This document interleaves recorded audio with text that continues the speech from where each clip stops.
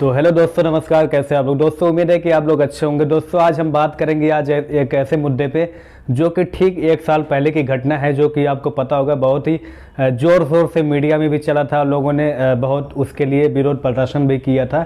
ये घटना पालघर महाराष्ट्र की है, जहाँ की आपको पता होगी पालघर जो मुंबई से तकरीबन 100 किलोमीटर की दूरी पर पड़ता है। और ये घटना घटित हुई 16 अप्रैल 2020 की घटना हुई थी।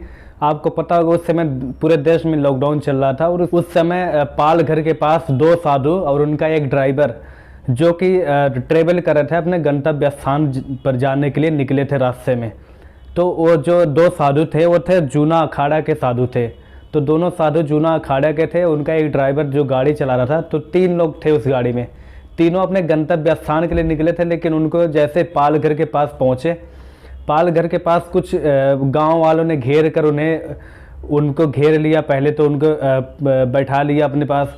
उसके बाद जैसे ही गांव वाले साधु संतों को घेर कर उन्होंने उन पे मारना पीटना शुरू किया। वैसे ही पुलिस को किसी तरह घटना का सूचना मिली। पुलिस भी आई, 2-3 पुलिस वाले आए, लेकिन पुलिस वाले पहले अपने उसके बाद जो मुंबई पुलिस से PCR वैन में बैठा के साधु संतों को, तीनों लोगों को ले जा रही थी ताकि उन भीड़ से बचाया जा सके। लेकिन भीड़ ने पुलिस वालों पे उनके हाथापाई करके उसके बाद उनको अपने कब्जे में ले लिया। साधु संतों को दोनों और उनके ड्राइवर के तीनों को अपने कब्जे में लेकर उनको मारना पीटना स्टार्ट कर दिया। उसके बाद जो पुलिस वहाँ के जो PCR वैन से पुलिस आई थी, 2-3 पुलिस वाले, वो लोग खड़े खड़े तमाशा देख रहे थे। कुछ उनके पास बंदूक भी था। उनके पास अपना जो सुरक्षा के लिए चाहते तो गोली चला सकते थे, आत्मरक्षा के लिए कि हम गांव वालों चला सकते थे, उन पर पूरा अधिकार था। लेकिन उन्होंने अपने अधिकार का प्रयोग नहीं किया और उनके सामने ही जैसे जो साधु संत थे उनको गांव वालों ने घेर कर मार दिया और उनको इतना पीट दिया पत्थरों से, डंडे से, लाठी से। उसके कुछ ही टाइम बाद तीनों लोग, उनके ड्राइवर और दोनों साधु संत जो जूना अखाड़ा के थे, तीनों लोगों की मृत्यु हो जाती है। उसके बाद साधु संतों की हत्या होने के बाद जैसे ये बात पूरे मीडिया में लीक हुई, वैसे ही तमाम पार्टियों ने आवाज़ उठाई कि इससे जो पालघर में साधु संतों की हत्या हुई, इसकी जांच होनी चाहिए, एक ऐसे लेवल पे होना चाहिए ताकि जो दोषी हैं उनको सज़ा मिले, सख्त सज़ा मिले, चाहे जो भी उसमें दोषी पाया जाए। उसके बाद ये महाराष्ट्र के जो मुख्यमंत्री हैं उद्धव ठाकरे, उनका बयान क्या आता है? उन्होंने बयान दिया। मीडिया वालों ने पूछा कि पालघर में इतनी बड़ी घटना हुई, पुलिस वालों ने कार्रवाई क्यों नहीं की?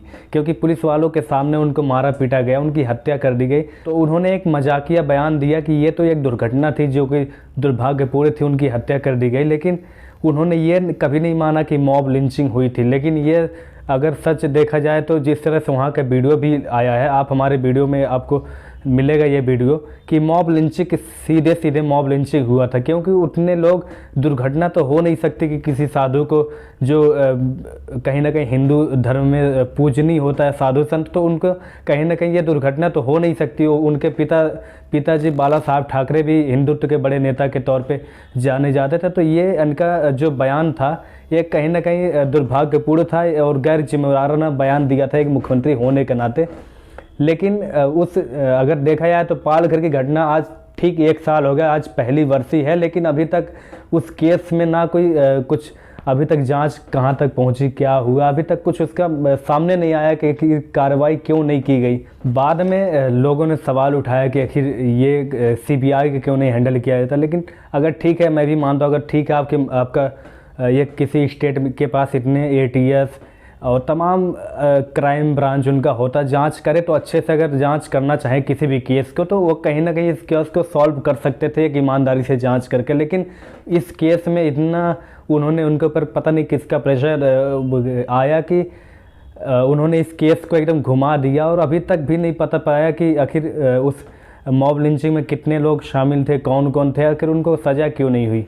लेकिन उस समय एक सवाल ज़रूर लोगों के मन में था, और सवाल इसलिए था क्योंकि एक वहाँ पे जो पुलिस, बाद में वहाँ पे जो जांच करने गए थे पुलिस अधिकारी, उनको जांच में कहीं ना कहीं ये दिखा भी, पूछताछ में जो उनको पीटे पाए गए, वो एक कहीं ना कहीं NCP जो कि शरद पवार जी की पार्टी है, उनके पार्टी के लोगों से कहीं ना कहीं संबंध रखने वाले कुछ लोग, एक जिला पंचायत सदस्य भी थे उसमें, उनके कार्यकर्ता, उन्होंने मिलके उस उनके लोग ही मारे थे कहीं ना कहीं। उस मॉब लिंचिंग जो किया था, साधु संतों को पीटा था, जो उन्होंने मिल के, तो कहीं ना कहीं उनका नाम आया था कि एनसीपी का क्या उद्धव ठाकरे जी इसलिए कार्रवाई नहीं कर पाए क्योंकि वो शरद पवार जी की पार्टी के लोग थे, या फिर जो और भी इसमें देखने को मिला था लोगों को कहीं ना कहीं एक और लिंक आया था कि ये लोग जो थे कम्युनिस्ट विचारधारा के लोग थे।